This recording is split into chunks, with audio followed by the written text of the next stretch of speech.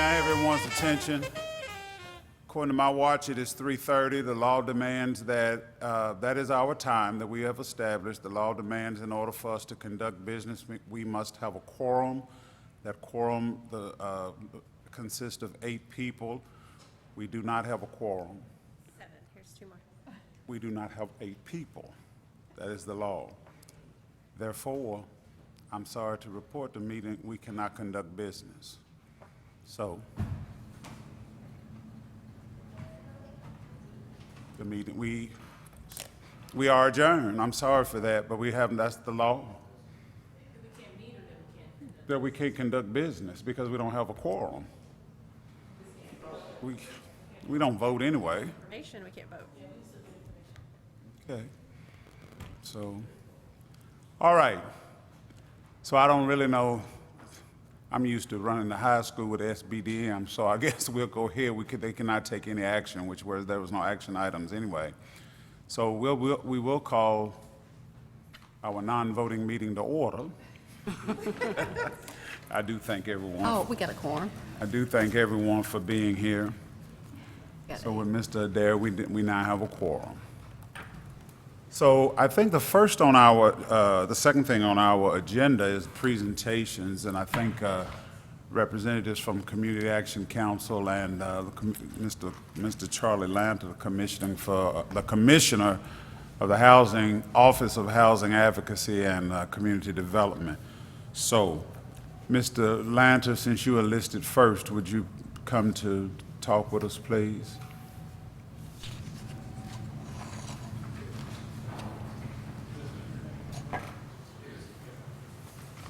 Thank you all. Thank you for having me.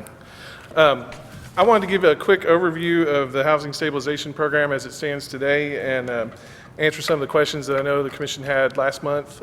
We weren't here, but we were able to watch the video and we've developed responses to some of your questions.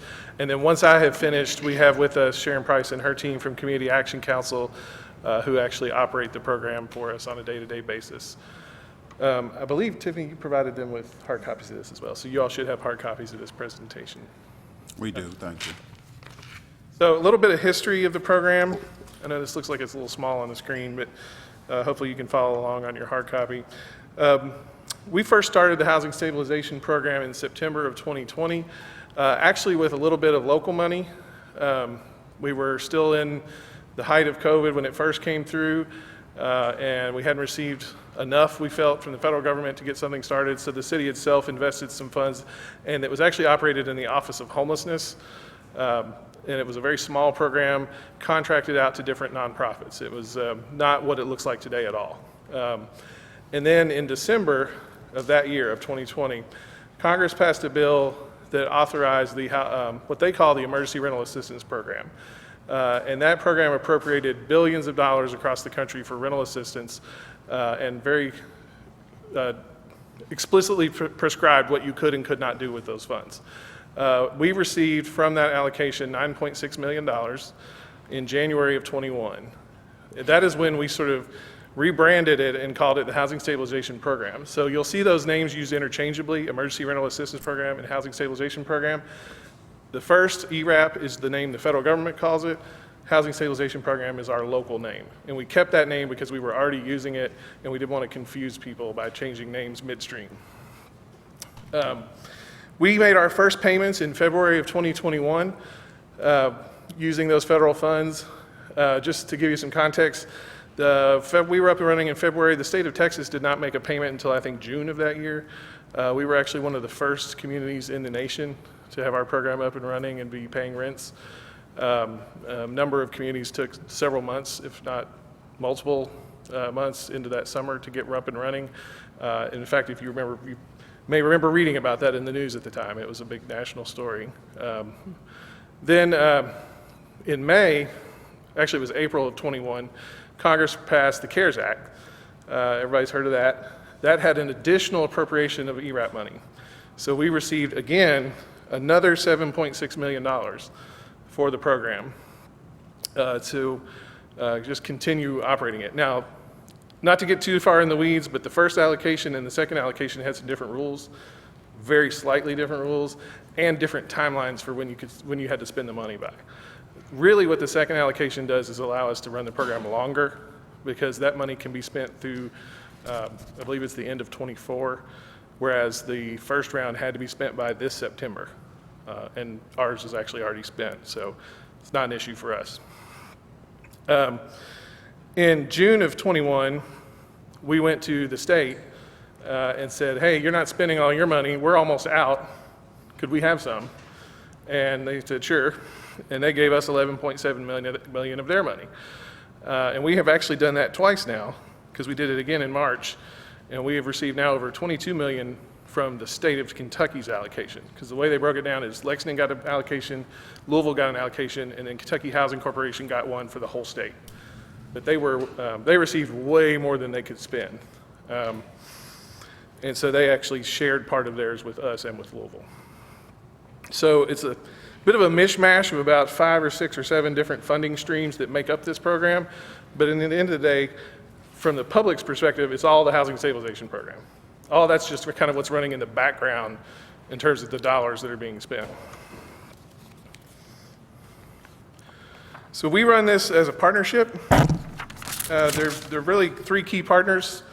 Our role at LFUCG is we originally designed the program. You may recall we originally operated it. We built the application portal, and we own, well, we not own, we pay for the software, and we do the compliance monitoring to make sure that everything's running according to Treasury requirements. And then we provide any technical assistance needed to Community Action Council or legal aid. The actual application review is done by Community Action Council. They review every application, they make the payments, they do the direct communication with the tenants and landlords. So from the day-to-day public-facing piece of the program, if you're a tenant or a landlord, that's who you're interacting with is Community Action Council. Legal aid of the Bluegrass has a completely separate role. It's a separate contract that we have with them. They are in court every day. We have the way district court works for evictions, it's 5 days a week, different judge each day. We have representatives there every day, and they basically represent to the court status of applications. So it's very helpful if we can work out deals with landlords to have someone in court.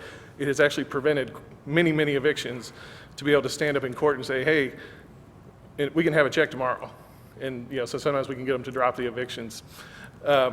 They also are able to provide direct assistance with the application for clients who are there in court. And then they have a subcontract with Kentucky Equal Justice Commission where they have an employee, and her job is to go knock on doors of everyone who gets an eviction notice in Fayette County and tell them about the program, make sure they know, make sure they apply, and also make sure they show up for their court date, because that's a very important part of the eviction process. If you're not there, you get evicted. And so that's, legal aid has they're not running the program, it's a separate contract, but it's a very crucial part of how the stool works. So as of this week, we've paid almost $31 million in assistance going back to the original start date of the program. We have served 4,266 households. 1 of every 14 renters in Fayette County has received assistance through this program. Of those, 85% of the applicants that we have served were 50% below area median income. Our average payment, $6,400, covered 7.2 months of rent and or 5.3 months of utilities. We've paid over 850 unique landlords, and we have a 93% acceptance rate from applications. You all had asked about demographics. Here's the current demographics for tenants. 51%, and these are the folks who have received assistance, not just the applications. Of those who have received assistance, 51% black, 38% white. Ethnicity, 89% non-Hispanic, 5% Hispanic, and gender is heavily weighted towards female. It's not in this data, but the reason for that is it is heavily weighted towards single mother head of households. To clarify a few things, we are not able to provide landlord demographics. The vast majority of the landlords are not individuals, they are corporations. And so demographics do not exist for those entities. There has been discussion about whether there may be creative ways to track that. The way the application system works, it would be very difficult. And it would basically be voluntary. We couldn't force them. Also, tenants may still receive assistance when landlords decline participation. That's very important. Landlords don't have to take the money, most do. But if a landlord says, I don't want your money, I don't want to participate in your program, I don't want to fill out this paperwork, the tenant can still get assistance. We have an option that's called direct tenant pay. And basically, once we can demonstrate the landlord has refused payment or refused to participate in the program, then we literally can issue the check to the tenant to pay the rent. There are some obvious reasons we don't like to do that if we don't have to. And it's not a common practice, but it is an available option that we do use when needed. Referrals between CAC and legal aid are appropriate in some circumstances. That happens back and forth quite a bit. The application instructions are prominently posted on the website. I think some folks had asked about that. It's a very, very detailed step-by-step guide that is available in both English and Spanish. And the application and program policies were intentionally designed to remove barriers not required by federal law. And the reason I say that is I know there's a lot of questions. We got this early on in the program as well about the complexity of the application and how it's too long or asks too many questions. Everything in there is required by law.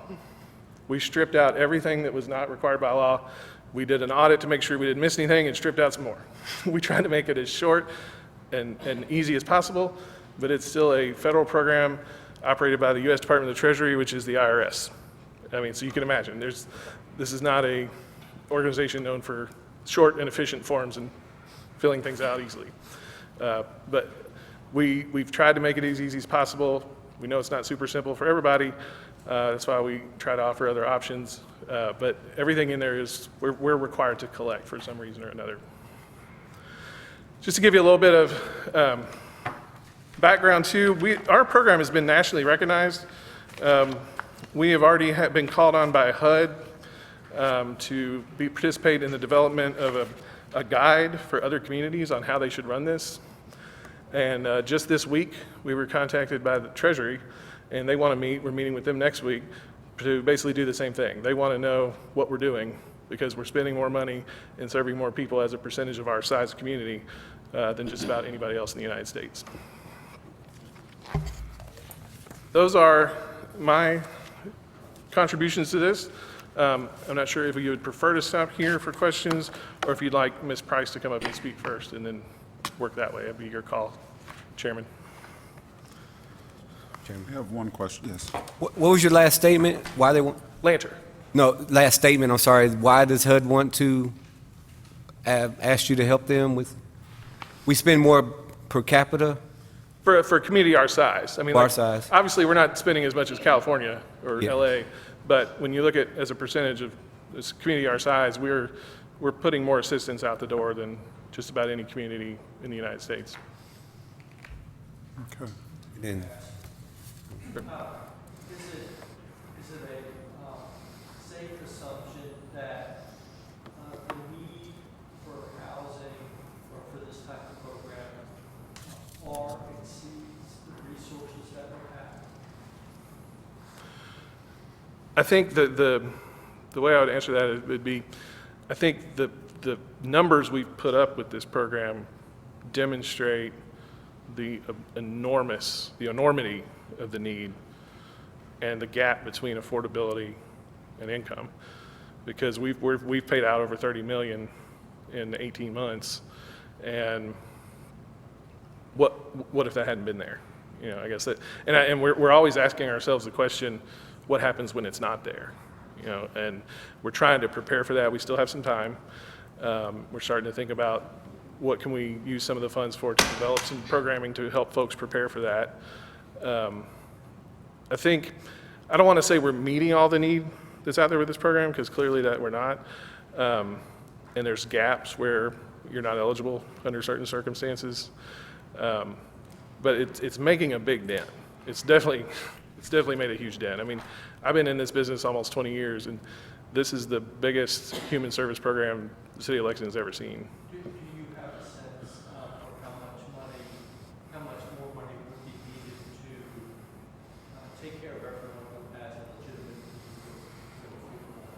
Oh, gosh. I would hesitate to put a number on that without proper research. It would still be more than the 30 million, because you got to remember, to be eligible for this program, you have to be able to demonstrate some sort of COVID impact in your household.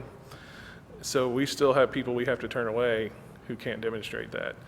And so that means there's still a fair number of folks out there who need assistance who aren't getting it. Now, they may be getting it from some other program. I can't vouch for that. But it's definitely not meeting 100% need. I mean, you saw we've assisted 1 out of every 14 renters in Lexington.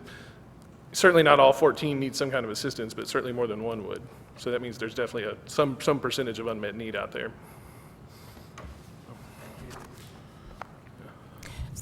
My question has to do with the slide where you talked about assistance paid and household served.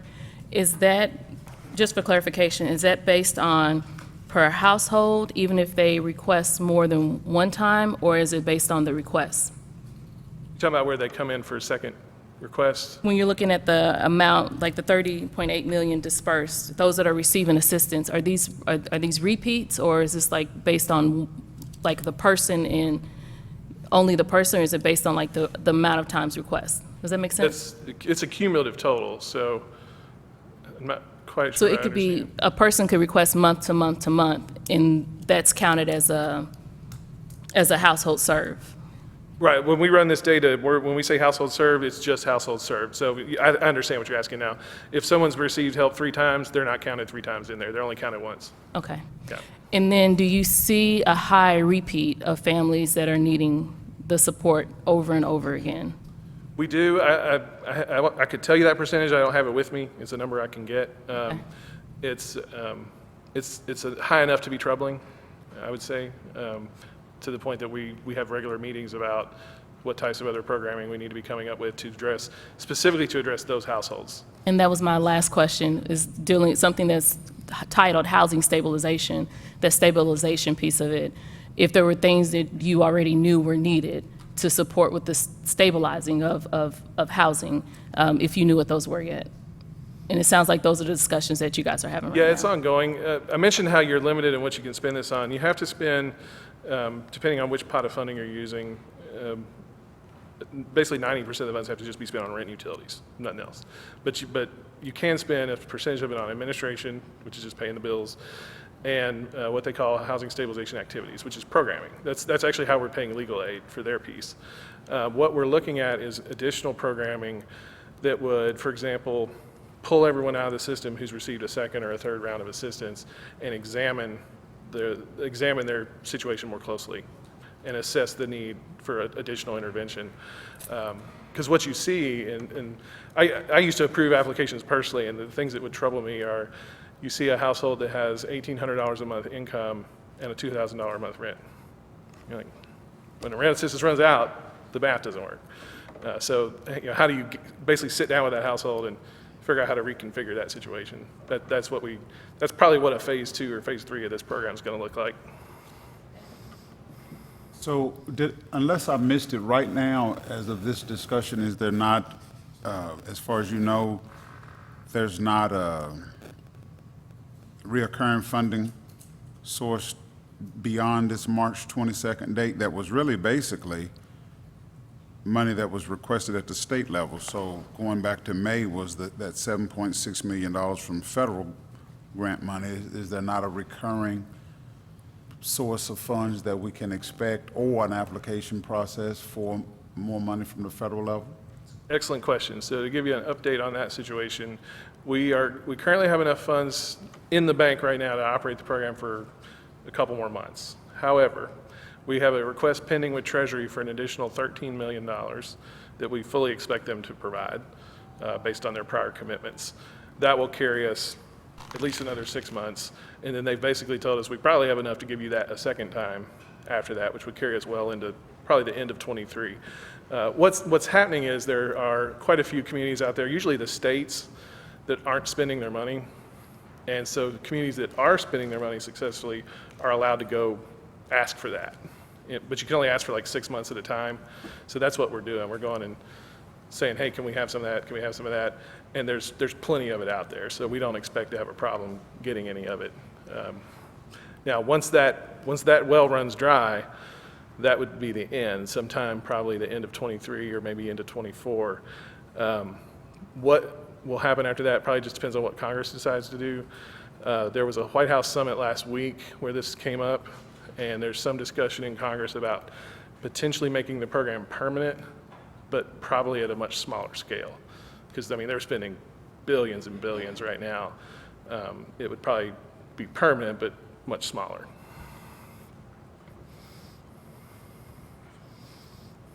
First, thank you for coming back and answering like almost all of our questions from last time.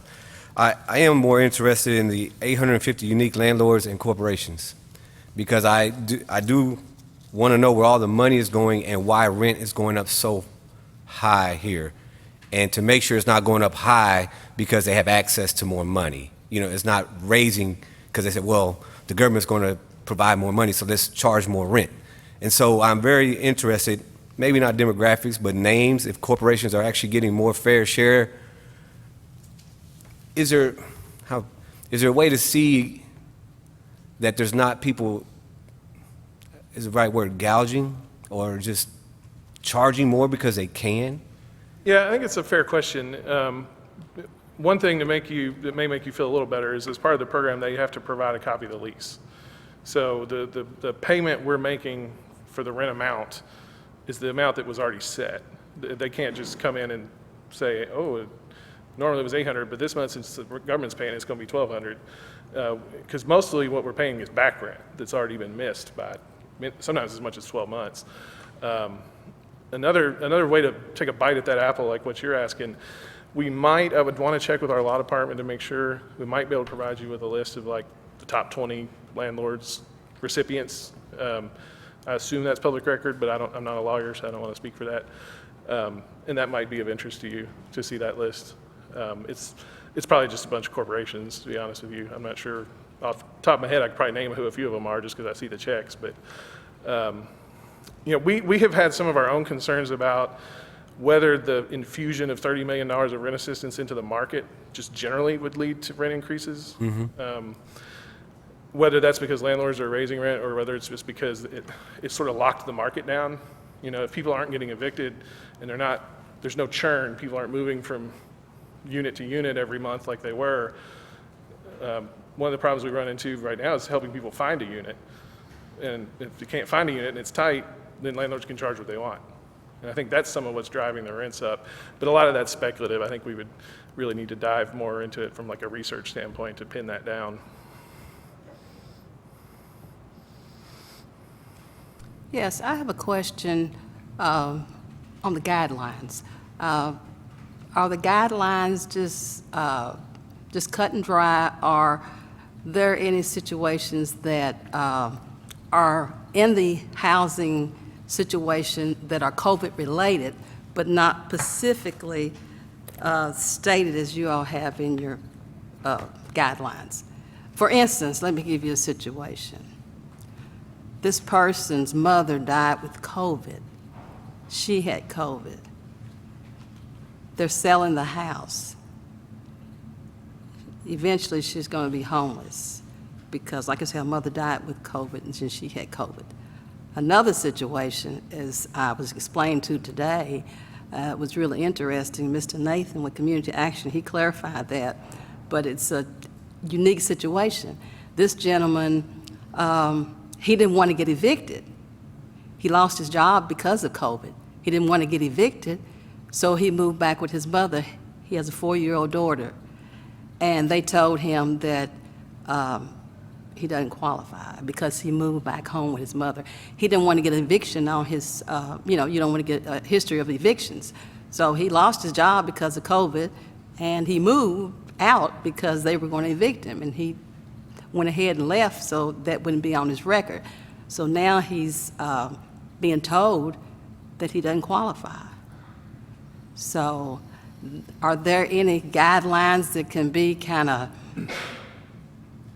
I'm not saying bent, but looked at in certain situations that do, as you use the word, impacted by COVID? Yeah, like I said, we don't write the rules. Treasury wrote the rules. Now, the definition of impacted by COVID is relatively broad. We provide some guidance to that in our application where I don't know if you've seen the application where there's a whole page where you can check from a list of options about how you would have been impacted by COVID. And some of them are really indirect, like back when kids were home from school, one of the options is my expenses went up because the kids were home and I had to feed them, that kind of thing. That is an expense related to COVID. But the challenge you run into is if you've heard one story, you've heard one story. Everyone's personal story is different. And so there's always a certain amount of interpretation that we have to engage in with regards to does this meet the standard? And I think, sometimes we have to evaluate case by case because Treasury doesn't give us guidance for every single possible situation. And, to the extent that Community Action is making that call, they're probably being careful because we're holding them accountable. And if they make a bad call, we're going to make them pay that money back. So, they're doing what we've told them to do. Thank you. One last question. Abdul Muhammad, thanks for coming out. Greatly appreciate it. So just looking at the statistics, and I would say, wow, if HUD is coming out to ask you all, what are you doing right? I mean, that's, I don't want to say gold standard, but you're doing a great job, right? I guess my question then becomes, though, listening to some of the other situations, have you talked to, I noticed the partnerships that we have here listed and everything, and is there a way that you're gathering information weekly, monthly, whatever, from partners to say, hey, how do we close even those small gaps that are still there? Because obviously, for all the great work that you're doing, there's still opportunities out there. So when you meet with HUD, what do you tell them? Here's, if I had to continue forward, here are one or two things I'd like to do. Have you thought about that? Sure.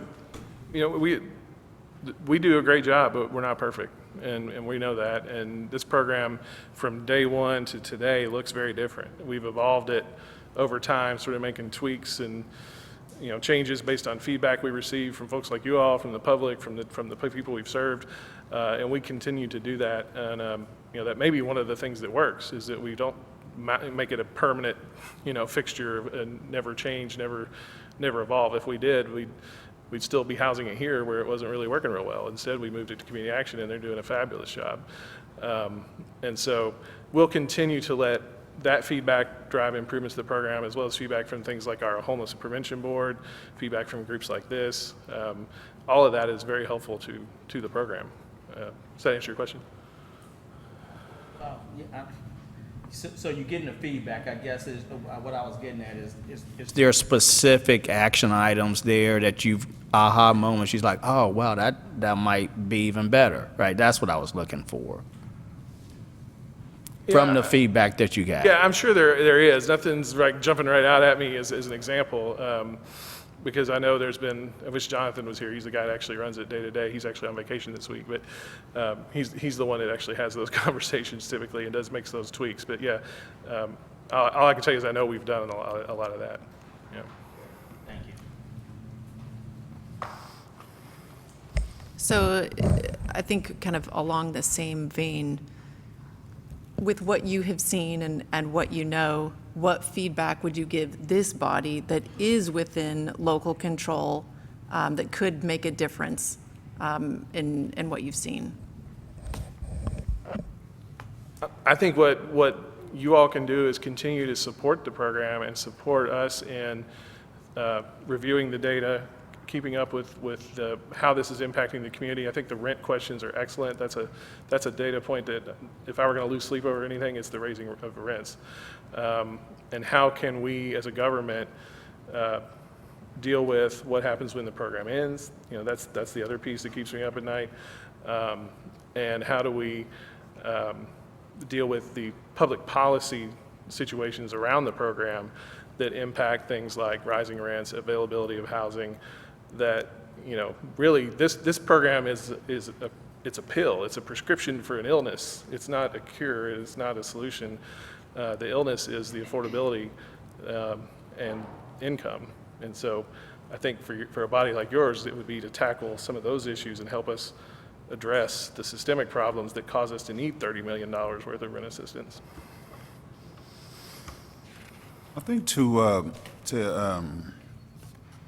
Commissioner Johnson's point, the example that Ms. Turley gave, I think I understand the rules and the guidelines that you have to follow and the checks and balances that go with that. But having dealt with people all throughout my career, piece of paper lets you write anything on it. And I understand that you respect those rules in order to keep your funding source. But I would suggest, if there's not already one, could you not ask that there be some type of instrument or panel that reviews cases that fall outside of the outliers of what is just normally prescribed? Because it's one thing to set a rule, but you're dealing with people. And my circumstance just may have one segment that puts me outside of the parameters that have been written, and so I don't qualify. So all of us would surely think it would be better to take any action to have that prevents having an eviction on your credit score. That takes a lot to recover from something like that. So if there is not already, that would just be a recommendation that I would make when you meet with this body or whoever I'm sure you report to somebody, some organization, the IRS, that eventually gets the IRS the reporting that says that is a needed instrument within the guidelines that have already been established. Certainly. Does that And make one sense? piece of good news, because that COVID piece has been the one piece that's like not a black and white thing, right? It's subject to interpretation. Eventually, we're going to migrate from, and I have to get in the weeds here for a minute, from ERAP 1 to ERAP 2. ERAP 1 is all the money that had to be spent by September 30th of this year. ERAP 2 is the second pot that goes beyond. When we flip to ERAP 2, where we're only spending out of that pot of funds, which will be this fall, that requirement diminishes significantly. And that's because those funds came later in the pandemic. And so we will be able to tweak the program at that time and significantly reduce that standard and make it easier. Yeah. Very good. Any other questions for Mr. Lander? Thank you, sir. We'll Thank ask Ms. Price then, or whomever she has for community action. Thank you. This is Ms. Muhammad. She introduced herself earlier. If you would, for the group, please introduce yourself again. I sure will. My name is Patrice Muhammad. Good afternoon. Before the Executive Director of Community Action comes before you as Communications Manager, I want to take a few minutes to possibly expand your knowledge of the role of community action and how we serve this community. In your last meeting, there were many things said, and due to the loose nature of the conversation, it was sometimes difficult to differentiate what was being said about community action and what was being said about other nonprofits. As the federally designated anti-poverty agency for Fayette County, we thought it was important that this commission really get to know Community Action Council because we directly impact most of the issues the commission has been convened to address. So what does that look like in action? Economic opportunity and education. At the intersection of these is our CDL commercial driver's license training program, where education creates greater economic opportunity. In 2022, our graduating class, 90% of the participants showed up unemployed when they started our program. At the end of the program, after training assistance with job placement, 95% are now employed, earning $3 to $5 more per hour than their last job. That program is funded in part by the City of Lexington. Education as a standalone issue. This Community Action Council operates early childhood education centers in 15 Kentucky counties. This includes Early Head Start for infants as young as 6 years old, Head Start for infants, Head Start, the free national early childhood education program, and we also have migrant Head Start programs. Housing and gentrification, another subcommittee, right? We've hired 30 individuals to handle the day-to-day operation of the federally funded housing stabilization program, 30 new jobs. We provide service to members of our community who are experiencing homelessness. We have street outreach team members that go directly to those who can benefit from our services and enroll them in programs. We assist both those seeking permanent housing and those who are not. Health disparities. We operate a mobile food market, hold pop-up vaccine clinics where they are easily accessible to our consumers. Racial equity. We've held a virtual implicit bias symposium to make the community aware of the effects of implicit versus explicit bias. And when we were outside before, we held community forums on mass incarceration. While we are proud of the rent, heating, and cooling emergency assistance that we're most known for, you need to know that our staff of more than 400 people work to provide a pathway out of poverty for those we encounter daily. Community Action is the federally designated anti-poverty agency for Fayette County. Our literal promise is this, and team members may want to say it with me. Community action changes people's lives, embodies the spirit of hope, improves communities, and makes America a better place to live. We care about the entire community, and we are dedicated to helping people help themselves and each other. We know this. They don't have a script. I do. They know this. Our current executive director, Sharon Price, was hired by our 27-member volunteer board of directors as the first woman to lead this, or the first Black woman to lead this organization. Joining her today are some members of our senior leadership group, as well as our housing stabilization team. Ms. Price. Thank you. Good afternoon, everybody. Tiffany, thanks for putting me on the agenda.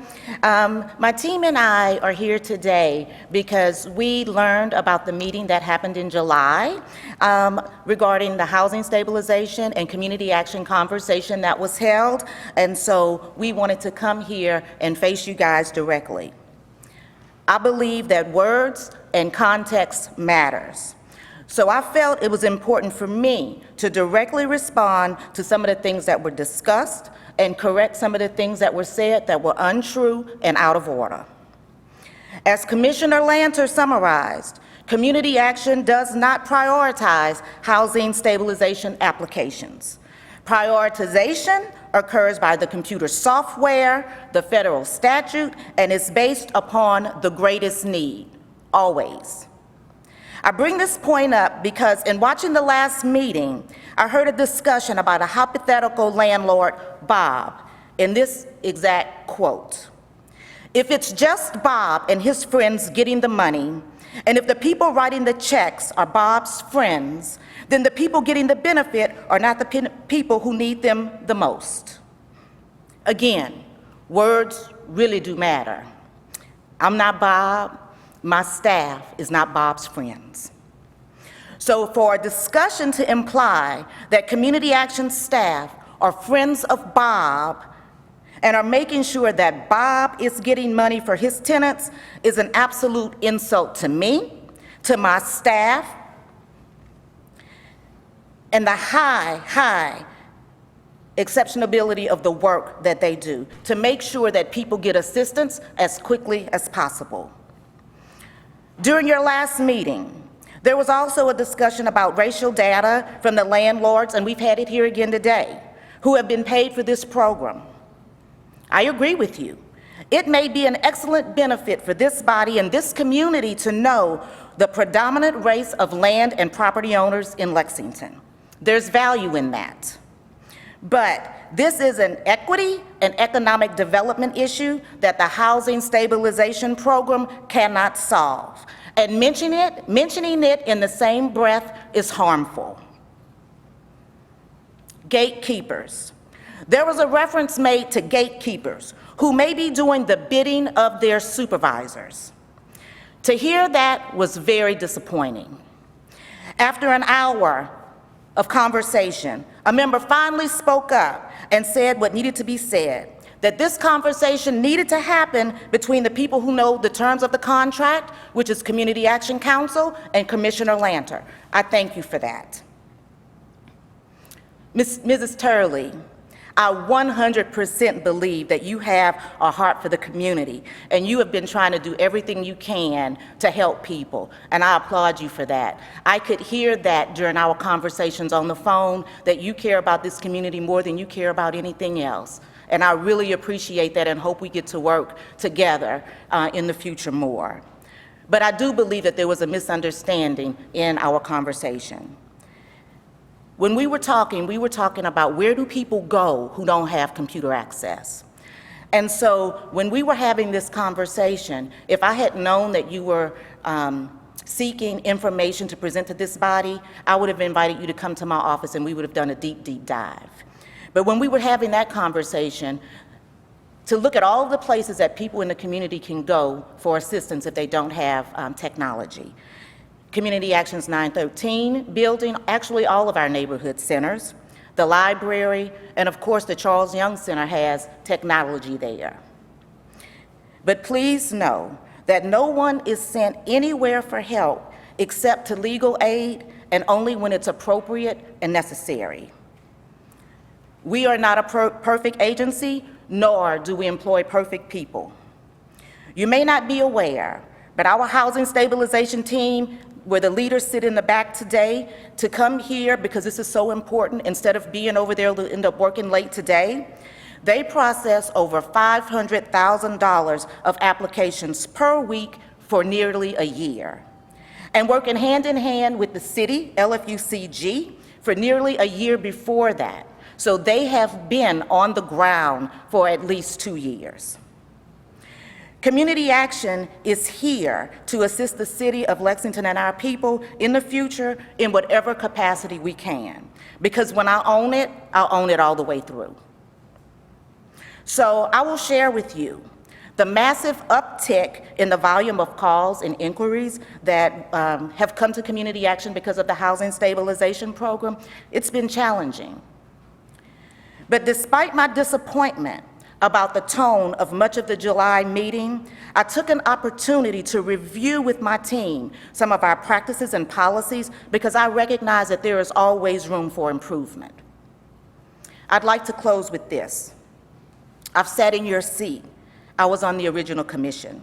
So I recognize the hard challenge that is before you. And I understand exactly how much time is being volunteered on the service of this commission. Patrice and I both do. And our collective service, mine and yours together, is all the more important because people want to see action from this commission and from our mayor. As this city's designated community action agency, some of that direct action that we've been talking about and that you guys are going to dive deep into will be at the hands of community action and our very capable staff. You're saying something that I can't say. What good does it do if you, as members of this body, say in a public meeting that the city needs to hold community action accountable? I'm looking at some of the faces, and you probably are wondering, I am just quoting what was said at the last meeting, that you're saying what I can't say. So I'm here to say everything that I can say.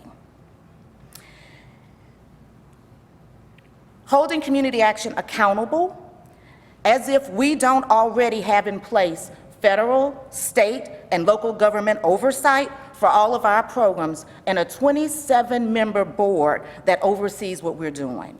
And we have a program contract with LFUCG that outlines the details. I believe it's 27 pages long, the details of how we're to operate this program.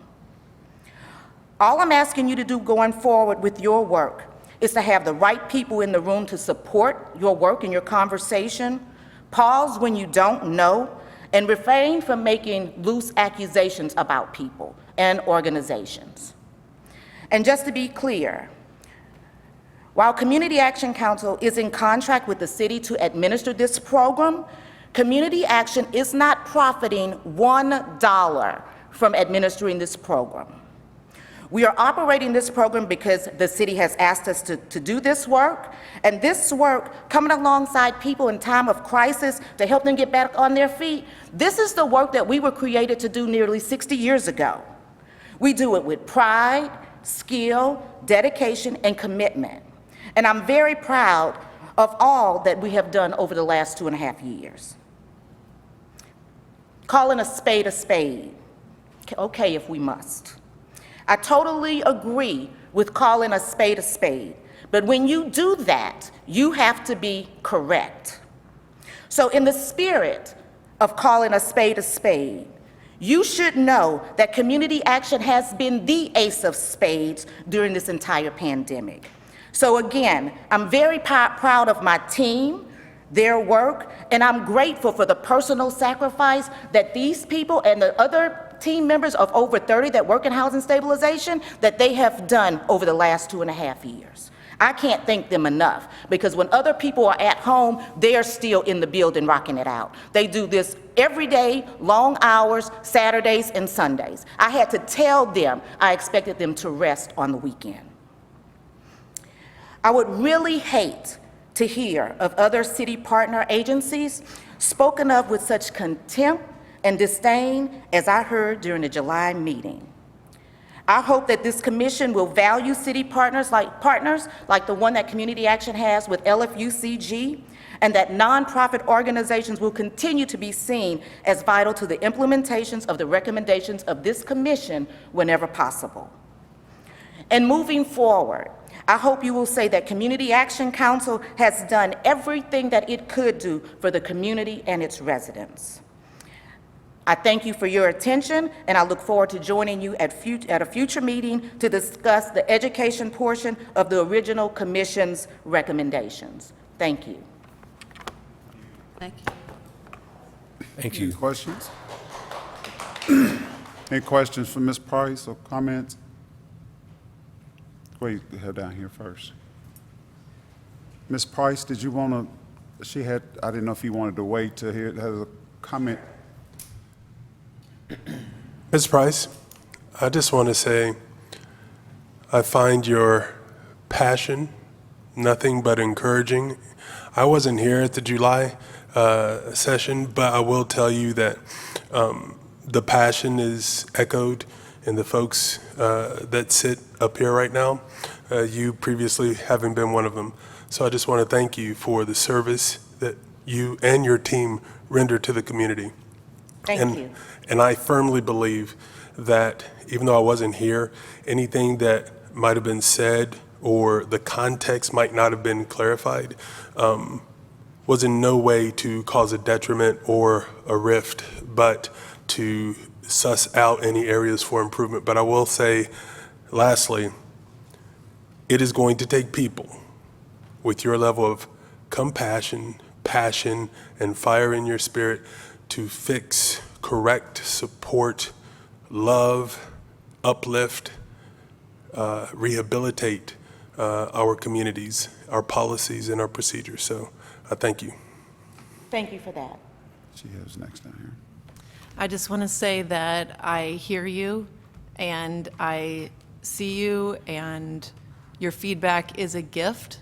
It probably took a lot to watch that meeting, and it probably took a lot to come to this one. Thank you for preparing that so thoughtfully. I would also like to ask you a similar question that I asked the last speaker. Seeing what you have seen, what would you ask, or what feedback could you give to us about how we can partner where we have, our mission should be in the same direction. What can we do to make your lives better within our control? One of the things that I think is going to be very difficult is to dismantle some of the systems that are in place. Because one of the reasons that I believe that the conversation went the way that it did is because people are searching for answers and someone to blame. And the system that has been set up is the system to blame. I would be glad to have more conversations with Charlie so that we can come up with a succinct list of items to bring back to you all that would make sense in your recommendations. Thank you so much. Thank you. Mr. Chairman. First, I appreciate your passion. I do apologize on my behalf if something was taken out of context, because I don't think that we, at least myself, was going after any agency. I think what we're going after, myself, after data and finding out about programs and where the data goes. I appreciate your passion. I personally needed community action about 20 years ago, and I actually cried when they paid my electric bill because I didn't know there was even a resource out there. So I'm going to personally apologize to you, your staff. You are needed. You are respected. I can go on and on about the need for action, for communities, for organizations such as yours. So keep up the good work. Keep up the good fight. Lean on us. We will help however we can in this public forum. But I do apologize because I do feel it in your heart and in your passion that you felt slighted by us, and that was not the intent. Thank you, Christian. Ms. Price, I want to, as chair of this group, I did not like, at the end of the meeting, driving home, the tone was not the original intent of the meeting. I don't know how it got off that even. I made, and I will own it, I made the comment about the gatekeeper. But it was not a reference to Community Action Council. I don't work at Community Action Council every day. I don't know who are the gatekeepers. That was from my own experience as in leadership, and you have gatekeepers. And I think my comment was in response to another comment that was made about problems that individuals were having. So, and I just said that sometimes your gatekeepers can cause you problems that you don't intend to have. Your initial comment about I'm not going to paraphrase it correctly, about some of the structures that are already in place, dismantling some of the structures already in place, you are exactly correct. So having said all that, it never was my intention to offend. And based from your presentation, to hurt. Because anytime you're in a leadership role and you're working with people, you own it. So that was never my intent. And I'm going to speak I hope I speak correctly to everyone else, and I think I will, that was never the intent. You're all right, this is a daunting task, and I have to remind myself that we don't have to have this done by next week, because sometimes it's overwhelming to me, because we can't offend if we want to partner. So please accept my apology, all of you, because when you're working with people, it is overwhelming sometimes, and when you're working with people, you're oftentimes asked to do more than you are allowed to do and what you're capable of doing. So you all keep on doing what you're doing. Know that you are valued, and we will be more, and thank you for bringing it to us, because we'll be more cognizant of our comments and our tone. Thank you very much, and I look forward to seeing you guys when I talk about education and the work that was done on that subcommittee. Thank you all very much. May I ask this, is Community Action Council a part of this new position that I just saw, and I should have printed it out because I know I was going to forget, about an education director for youth programs? Does that even sound familiar? No. Tiffany, does it? I'm not familiar with what you're asking about. It's a partnership program with Fayette County schools. Well, Ms. Cully, does that are you understanding what I'm saying? Don't be putting me on the spot now. Well, no, just because you work with Fayette County, no. We can find out. Now, I will tell you I this, just saw it that this may week. not have been community action, but community action is absolutely taking up applications. We need other dedicated, passionate people who want to serve, to come on out, fill out applications. We have 50 or more job vacancies. Send your people our way, tell them to fill out applications, go to our website, and we'll be glad to have them working. Somebody asked me, and then I thought today, well, they're probably going to reject that now. Ms. Price? Thank you all. She had one more comment. I'm sorry. I wasn't here in July, so I missed it. But I can tell you this, and I'm almost hate to say this, but my name is Bob, but I worked with... No, Bob, no. Sorry.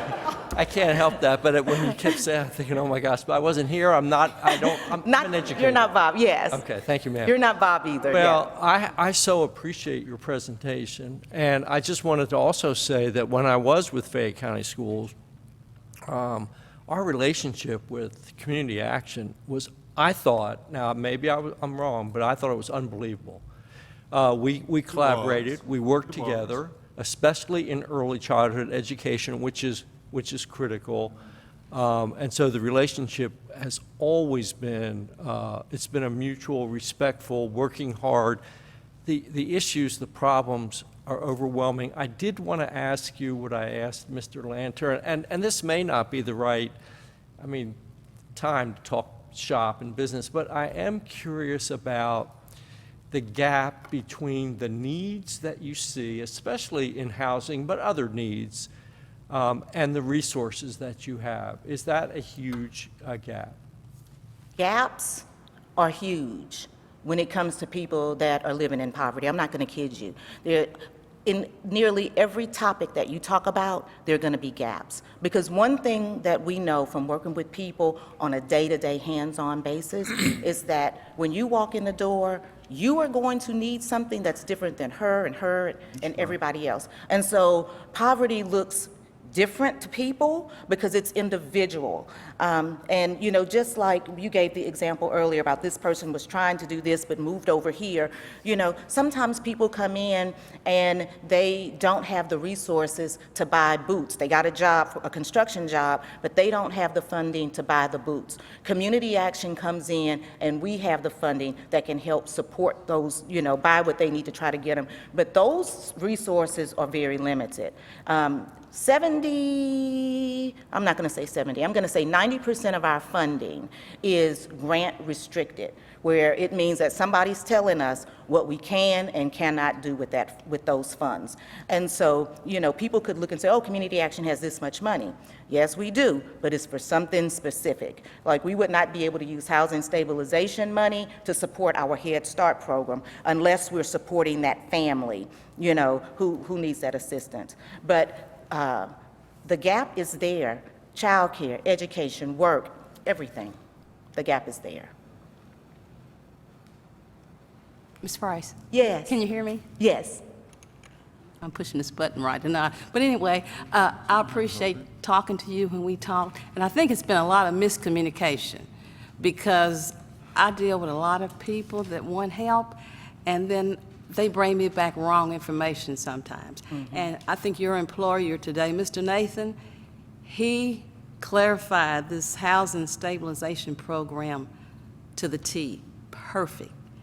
And if anything was said that I said or whatever, I'm sorry, because you all do such a wonderful job, and I enjoy talking to you when we talk. And if it's anything I can do, I'll reach out to your staff like today. They were wonderful. Mr. Nathan called me right back.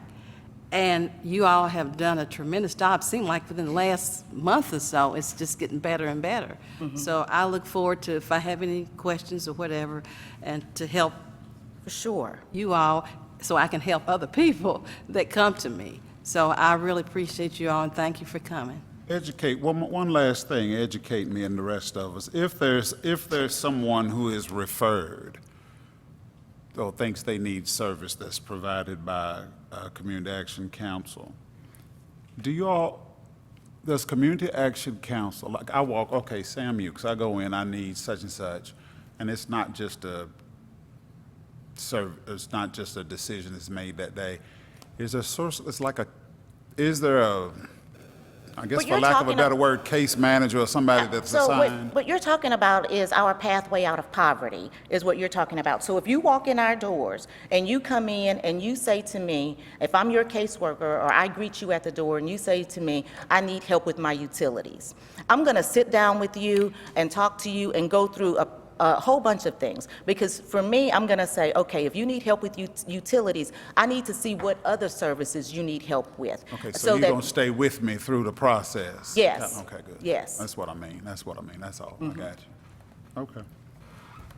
Ms. Price, thank you. Thank you all. Council, thank you all. Thank you, Community Action Council. All right, next we will move into our Updates from Ms. Brown. Just as an update, the students from University of North Carolina have concluded their research and report, so we now have an implementation plan for the mobile food market that we will be implementing. We have probably a third draft of the RFP that is waiting to be looked over. This is for the food. For the mobile market. This is for under health disparities, improving food access and healthy food options. So we will be releasing the RFP soon. My goal was to have it released on August the 1st, but we still have some other technicalities in that because it's not a grant. We would be basically leasing a truck and trailer for someone to operate. So it's a little bit different from a standard writing for a grant RFP. So having our law department and purchasing to go over those. We have been meeting with Fleet Services to procure the equipment for that as well. And they have to write a separate RFP for the build out of the trailer. So because it's over a certain amount and because with supply chain issues, we have to kind of get that ball rolling sooner. Also to report that we submitted information to the International Economic Development Council out of Washington, D.C. They have a conference in September, and they have a new award category, which is equity and inclusion. I submitted our information from the expungement clinic, Clean Slate, and we did win an award from the International Economic Development Council on Equity and Inclusion for that work. And we have received a report back from the Legal Aid of the Bluegrass about services from the expungement clinic. They took almost 200 cases from that clinic. 52 of those cases have been assigned. We're still waiting on the rest of them. They have to go through a process of matching them with one of the volunteer attorneys and things like that. I am beginning to explore options of a self-help option with attorneys to review documents so that individuals can process these themselves for smaller matters that may not require them to have an attorney represent them, where they can do it pro se. That has been the bulk of my work for the last month. Is really been narrowing down, meeting with Fleet Services, getting vehicle specs for the mobile market, and making sure that that is going to be in alignment with kind of looking at what other mobile markets, what they look like, and trying to fix issues that they've had. So like with the one in Louisville, they had issues with breaking axles and things like that. And so we want to make sure that ours is built in such a way that we don't have that issue once it's on the street. So next step for that will be, once we release the RFP, granting that award to whoever wins that bid. I will be out of that, out of the scoring for that. That will come through our purchasing department, just because I've had so many initial conversations and I don't want to be biased in scoring. Yes. When you do your RFPs, who works with you to review those? So far I have had Teresa Maynard, who is in our social services department. She has been on review panels and scoring, and has drafted, and she was in purchasing for a while. Todd Slayton, who is the director of purchasing. Sharita Miller, who is our MBE liaison. Dave Barbary, who is in our law department, is one of our managing attorneys. And congratulations on the award. That's awesome. Echo, congratulations. And so when do you expect the RFPs to go out? You were going to do it in August, this month? Yes, it needs to happen in August. We're just at that final point where trying to set up a meeting now with the Director of Purchasing to get that RFP out. And say again, what was the next thing that you said you needed to do, a separate RFP for the? For the build-out of the trailer. So there's the trailer, it will be a 40-foot car hauler trailer is what it is.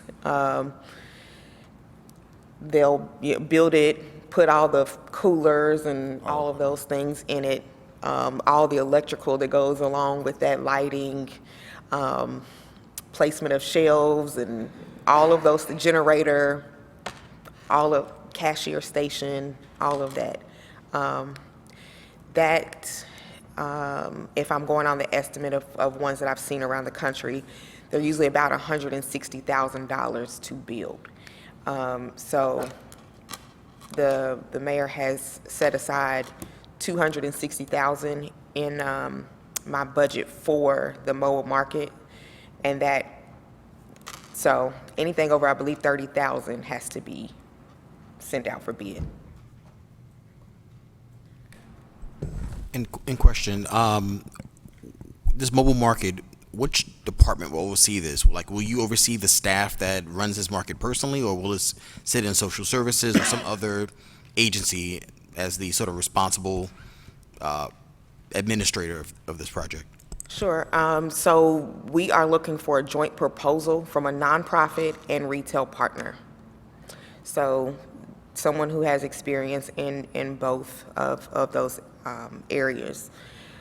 So the nonprofit will operate the mobile market, but the retailer will be responsible for everything inside. The nonprofit will report back to me about the program. Gotcha. So it's not so much a city program per se. The city is sort of building out the product, and then you'll subcontract out the operations and stocking and all the other parts of that. Correct. Thanks.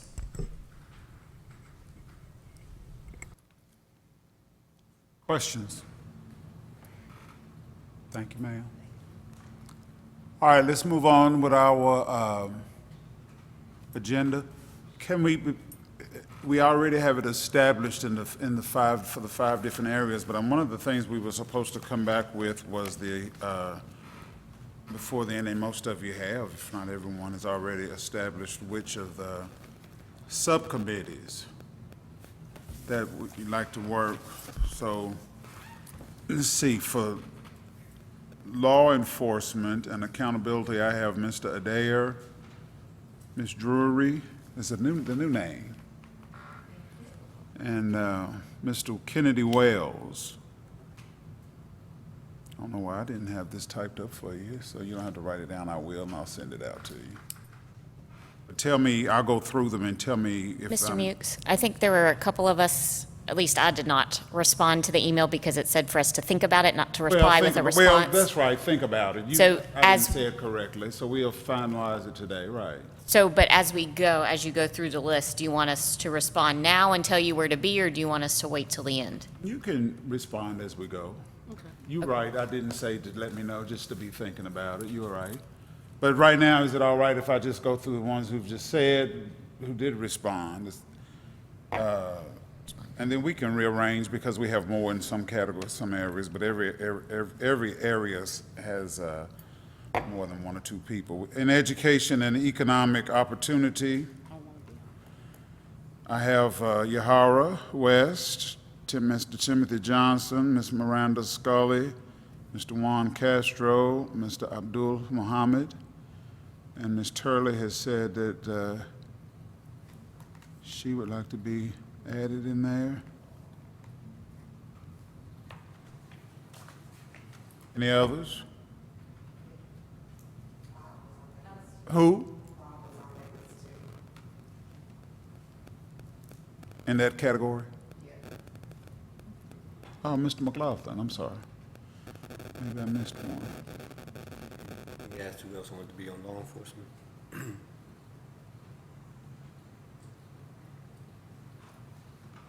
Say that again? Do you ask who else wanted to be on law enforcement? No, right now I had, for law enforcement, let's go back. Mr. Adair, Ms. Drury, Mr. Wells. Anyone else? I will do law enforcement. Okay. Serenity Wright. I'm sorry, I'm just bad with them, so. It's okay, I took my name tag off. Mm-mm. Anyone else? All right, let's go down to racial equity. Mr. Adair, these are the folks who've already responded. Mr. Adair, Mr. Johnson, Mr. Wells.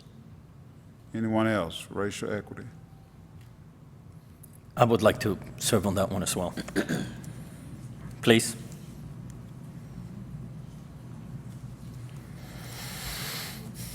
Thank you, sir. Anyone else? Housing and gentrification. I have Ms. Scully, Mr. McLaughlin. You have me. Ms. Turley.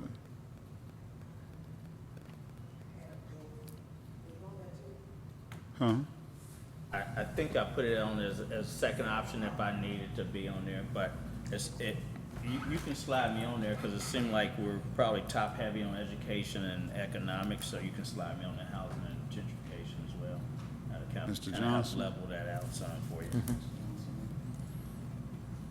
Abdul Muhammad. Mohammeds. That's right, Lord have mercy. We'll make Scully the chair.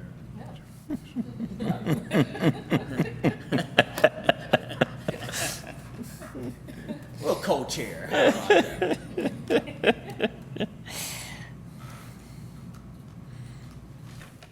And health disparities. I have Mr. McLaughlin, Ms. Sass, Ms. Drury.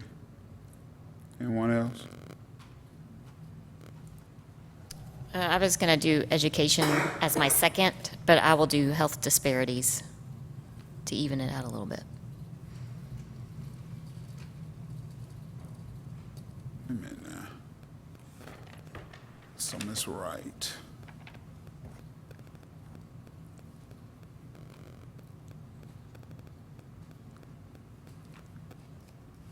All right, did I miss anyone? Now, okay, no. So now I need to, now what I have not been able to come up with is, in these categories, how do you wish to move forward in being specific to these different categories? All right, right now we meet monthly, so how does this look? I'll just throw a discussion point out there. Okay. It may be helpful if we're going to break into subcommittees, which is what I'm hearing, if this council would move to alternating months to give the committees time to meet. So that's just my discussion point, recommendation. Can I second that? Okay, so give me an example. Like right now, we're August, so we wouldn't meet again until October, but in the off month, the subcommittee. Sorry, okay. That solves that crisis for me. That's what I thought, but like I say, this is not my commission.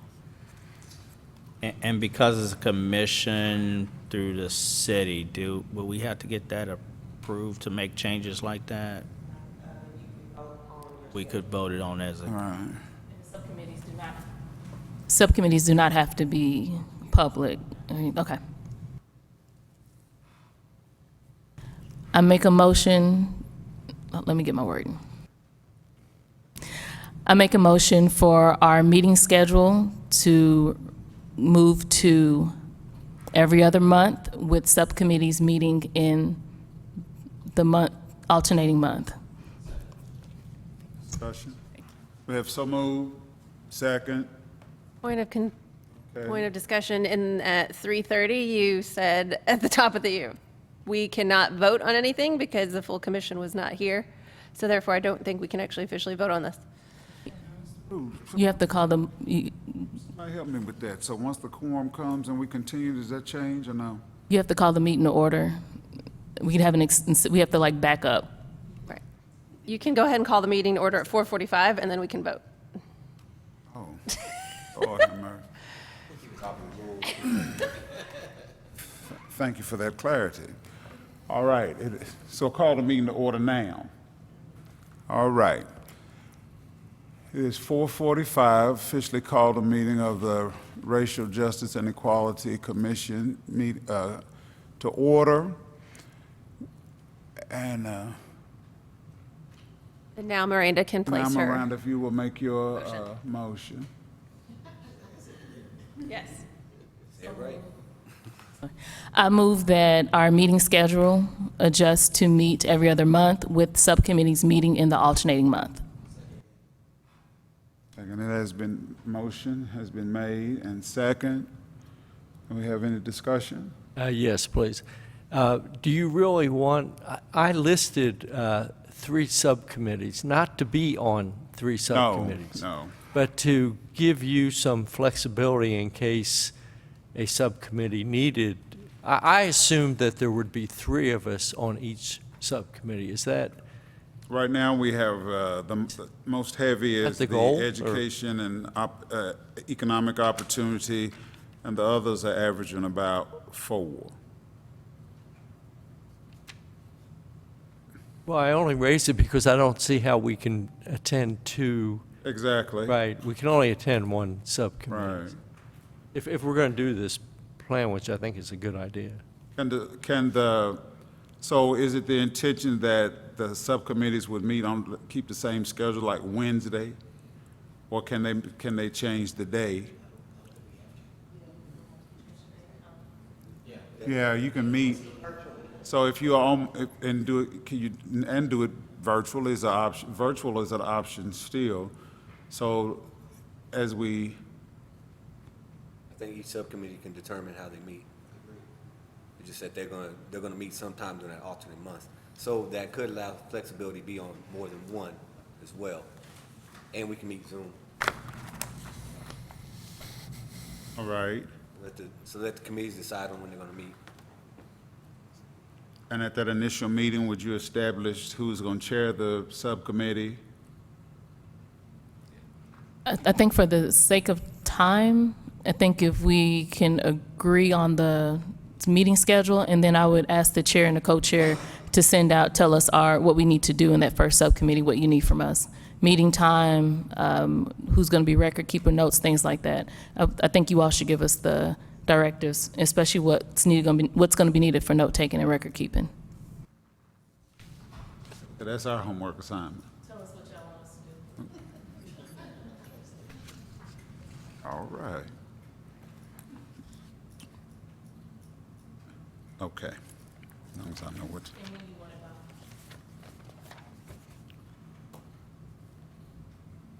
Okay.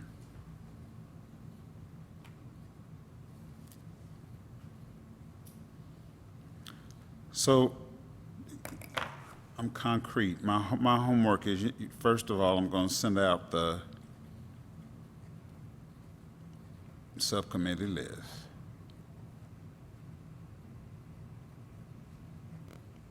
In that, a preliminary meeting schedule?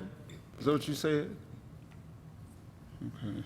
Is that all right, since it's going to be, we'll just have them Zoom? Okay.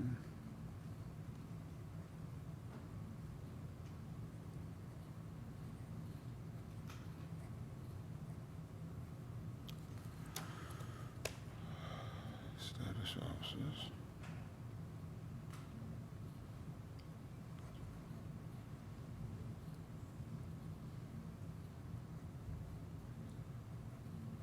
Okay, we can do that. I will do that in the next few days. All right, anything else? So, Mr. Chair, we still have a motion. In the motion, yeah. That has to be followed through and voted on. All right, that's okay. Okay. That's what I meant, anything else, Gotcha. discussion. So we're moving on. Did you have? No, go ahead. All right, all in favor of the motion as stated? Aye. Aye. Opposed? All right, then we will, the next meeting of this body will be October. September. Sep- October. I'm sorry. This vote, This is August. You're right. You're right. I'll stand correct. All right, but in the. I'm just excited about meeting again, that's all. You gonna meet next month? Absolutely. All right. The subcommittees. The subcommittees will meet. Okay, so what I send you all will give me some guidance on what time, because I know we're working, so what would be an ideal time, even for a Zoom meeting?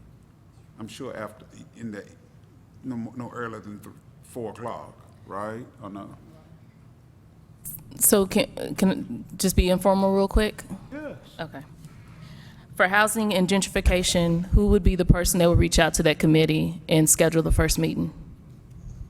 Between Scully, Muhammad, McLaughlin, and Turley. I'll do it. All right, Muhammad's going to schedule that first meeting. Between law enforcement, justice, and accountability, between Wright, Adair, Drury, and Wells. Is anyone willing to meet with that group and schedule your first meeting for September? I'll do it. All right, that's Wright. Right, Muhammad. But what was the first group that you mentioned? Housing and gentrification. Mr. Muhammad's going to reach out and get that meeting on schedule. Ms. Wright's going to reach out to get law enforcement committee set up. McLaughlin, Sauce, Drury, and Wright for health disparities. Anyone willing to reach out and set up that meeting? I can do it. All right, Wright's going to set up health disparities.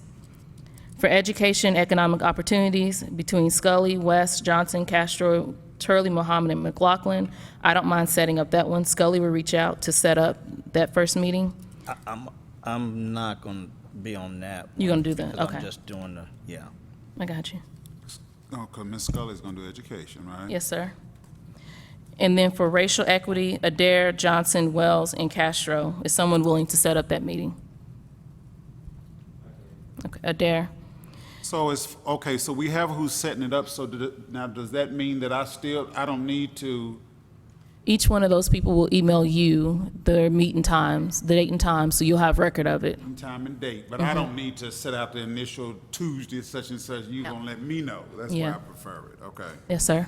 That's the way I would prefer it. But you would like for Ms. Turley and me to give some kind of Directives of what you guys want. one? Agenda probably we can all use to go by. What questions you want to answer, the agenda? Okay.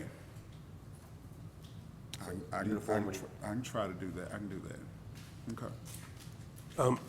If it please the chair, I'd be happy to assist. I recently went through this with another board. I didn't understand you, I'm I sorry. said I'd be happy to assist. I recently went through this with another board. Assist me with that task? Yes. Thank you, I'd love for you to. So would you be able to, Sam, send us what Ms. Scully just read? I don't know how you did that, but Oh, yeah, the groups and who's gonna, who's on them and the, on them. I have that down, but I can type, I should have typed it up and had it ready to come anyway. But I will email that to you, and I will have an asterisk beside the name of the person who has agreed to okay, and this is, establish the meeting schedule. do we have a list of all of us with our emails and cell phones and all that stuff? Is that okay? Can we? Yeah, we do. But we Don't share them outside. share them outside with the public. Okay. For us. Yeah. Do you have? You do. That'll work. So are we good? We know what our task is. We will meet Mr. Fields. Thank you for agreeing to help me do that. You all in the field. I don't. So that just what might take me all day, you can do in 2 minutes, because you do it. You're still doing it. All right. So we are. Our next scheduled meeting of this body will be October, the first Wednesday in October. In September, we will establish to start the subcommittee groups, and so that will help us when we get here. We'll have reportings from each subcommittee. Okay. Can I, Yes, ma'am. one quick ask, if we're moving to open discussion? Yes. Okay. I think it would be helpful if we, as a commission, had norms for meetings, maybe specific questions or lens to look from, and I think that would help when we have people come in and speak. It helps us focus in on maybe the scope of what we're able to do. I don't think we ever really received any norms. And Tiffany, Ms. Brown, I don't know if that's something that you can assist with or provide, or if there's other groups. In listening to Community Action Council, I think having something like that in place will prevent that from happening again. So something is around the lines of, like, what is appropriate for public discussion, internal, Ms. Price, thank you, I'm first name person. Ms. Price said when to pause. I think those are good things for us just to have as a commission, when to pause, our scope of influence and work, and then questions to ask ourselves when we're hearing. I like how you have the same question that you ask every time, because it allows us to establish ourselves as being helpful. So I just wonder if that's something that we could get to help guide us as we hear community partners okay. I'll research that too and send stuff out that I find, and y'all can add to it. Yeah, and Chair, Mr. Yes. Chair. I just, also, yeah, thanks for bringing that up, because that was one of the things that I wanted to make sure, as we make the next step to our subcommittees, is that, obviously, Mrs. Price, Ms. Muhammad stood up there and they told us what they saw and what was perceived, right? And so perception becomes reality. And so even though the discussion may not, from this end, felt like it would have drawn that kind of passion, I mean, they're working hard, right? So I'm just reminded, just sitting up here now instead of standing at that podium, because I remember being at that podium when the council was up here, right? And feeling that same passion about what was driving me. And so what I'm saying is, when we go to these subcommittees, and we need to go find the community action councils for health, right, and for housing, and for education and so forth, and then just being mindful, mindful to Mrs. Scully's point about, our norms and how do we carry ourselves and the questions that we ask, and just, just kind of thinking about that before we just make a statement. So I just wanted to make sure I said that. Well, I agree, and I think sometimes, I think if I am reflective of the meaning, I think what the offense started out with compassion and could have turned into offense unintentionally. I think maybe just from the passion on both sides, it never was an intended offense, but supposed to learn and grow. So it doesn't happen again. Questions? More? I think we have, yes, sir. I just wanted to say, one of the resources that we have, the Racial Justice and Equity, Equality Commission feedback form, that hasn't really been utilized, and this might be a good opportunity to do so. The next is there is a drive location where any committee minutes can be stored. I said committee, but also commission minutes.